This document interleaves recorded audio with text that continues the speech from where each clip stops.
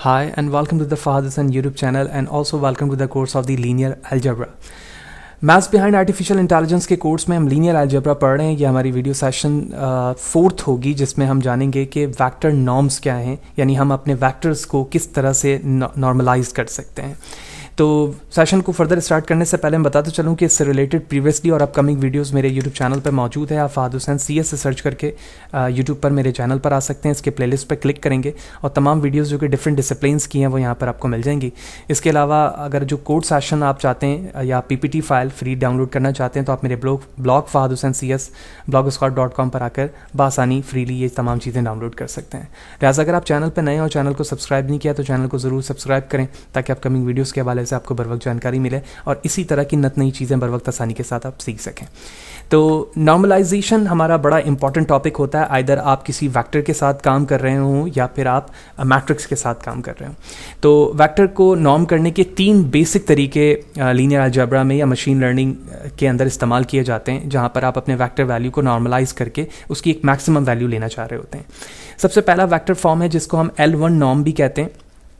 L1 norm के अंदर हम वेक्टर की तमाम वैल्यूज़ को सम करते हैं इंक्लूडिंग एब्सोलूट, यानी अगर आपके पास वेक्टर में 3 डायमेंशन वेक्टर है, 3 वैल्यूज़ हैं और उसमें कुछ नेगेटिव वैल्यू भी हैं, तो लिहाजा आप सबसे पहले उसे एब्सोलूट करोगे, यानी उस नेगेटिव वैल्यू को पॉजिटिव में कन्वर्ट करोगे और उसके बाद तमाम वैल्यूज़ को ऐड कर दोगे और जो उनका एडिशन आएगा वो एक्चुअली L1 नॉर्म कहलाएगा।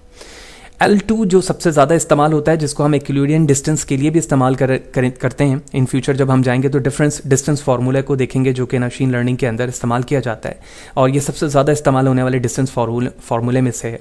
तो L2 नॉर्मलाइजेशन के अंदर हम तमाम वैल्यूज़ का स्क्वायर लेते हैं और उसके बाद स्क्वायर रूट अप्लाई कर रहे होते हैं। तो इस फार्मूले को अगर आप देखें तो जो नॉर्म का साइन होता है वो कुछ इस तरह से 2 वैल्यूज़ और उसके बाद आपके वेक्टर का नाम होता है जो कि नॉर्म के साइन को रिप्रेजेंट कर रहा होता है, जबकि सिंगल वैल्यू यहाँ पर एब्सोलूट को रिप्रेजेंट करने के लिए इस्तेमाल किया जा रहा है, जैसे यहाँ पर दिखाया गया है। L2 के अंदर आप देख रहे हैं कि तमाम वेक्टर्स की वैल्यू का पहले स्क्वायर हो रहा है, जितनी भी वैल्यूज़ हैं, और उसके बाद उसमें स्क्वायर रूट इस्तेमाल हो रहा है। इसी वैल्यू को यानी इस फार्मूले को इस फॉर्म पे भी लिखा जाता है।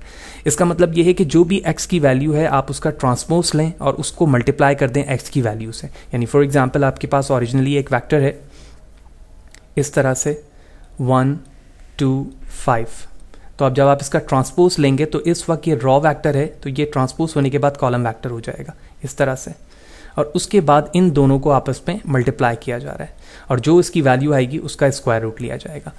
तो हम इसी रूल्स को इस्तेमाल करते हैं और काफ़ी आसानी के साथ जो है ये सॉल्व हो जाता है। इसके बाद हमारे पास 3rd नॉर्म फॉर्म है जिसे इन्फिनिटी नॉर्म भी कहा जाता है। इन्फिनिटी नॉर्म के अंदर आप अपने वेक्टर में मौजूद तमाम एलिमेंट्स में से मैक्सिमम वैल्यू को देखते हैं, लेकिन एक पॉइंट आपने ज़रूर याद रखना है कि जब भी जितनी वेक्टर्स की वैल्यू है आप पहले उसे एब्सोलूट करेंगे और उसके बाद उसकी मैक्सिमम वैल्यू देखेंगे। जैसे फॉर एग्जांपल हमारे पास एक वेक्टर है 1 9 -10, तो इस वक्त इसमें मैक्सिमम वैल्यू -10 की कंसीडर की जाएगी, क्योंकि जब हम -10 को मॉड में लेंगे तो वो पॉजिटिव हो जाएगा और इस बेस पर इस वेक्टर में मैक्सिमम वैल्यू 10 होगी। तो ये हमारा 3rd वेक्टर है, 3rd नॉर्म है जिसको इस तरह से रिप्रेजेंट किया जाता है और ये इसकी रेंज वैल्यू है, यानी इसमें नेगेटिव वैल्यू भी आ सकती है और ग्रेटर यानी पॉजिटिव वैल्यू भी आ सकती है जो भी वेक्टर में मौजूद है। अब इन तीनों नॉर्म को यानी L1 L2 और L इन्फिनिटी को हम एग्जाम्पल के ज़रिए से सॉल्व करते हैं। तो इस वक्त हमारे पास एक वेक्टर है जो कि कॉलम के फॉर्म पे मौजूद है, या रॉ में भी हो सकता है। तो अगर मैं इस वेक्टर में L1 नॉर्म को इस्तेमाल करूं तो इसमें हर वैल्यू का एब्सोलूट सम होगा।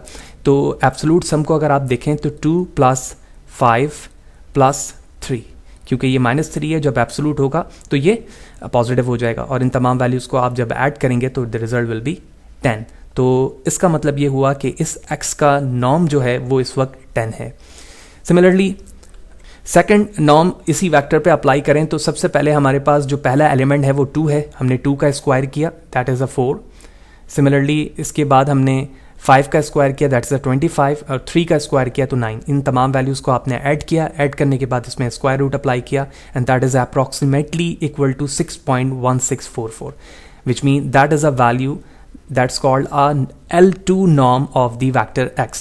And the last one is the infinity vector in which आप values को अगर आप देखें तो 2 3 and -3 है। अब -3 को हम positive 3 consider करेंगे by using a mod sign और इसके बेस पर absolute sign, and by using this form और इस पूरे vector में 5 हमारा सबसे سب سے بڑی ویلیو ہے، تو اس طرح سے یہ L3 نارم میں کاؤنٹ ہوگا.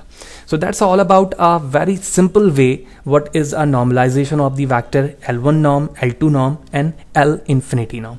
Hope you will understand in the right manner. تو ویڈیو اچھی لگی ہو تو لائک کریں، زیادہ زیادہ لوگوں کو شیئر کریں، اور چینل کو اگر سبسکرائب نہیں کیا تو چینل کو ضرور سبسکرائب کریں تاکہ اپ کمنگ ویڈیوز کے حوالے سے آپ کو بر وقت جانکاری ملتی رہے، اور میں بھی موٹیویٹ رہوں کہ اس طرح کی نئی چیزیں آپ کے لیے آسانی کے ساتھ بنا سکوں. Thank you.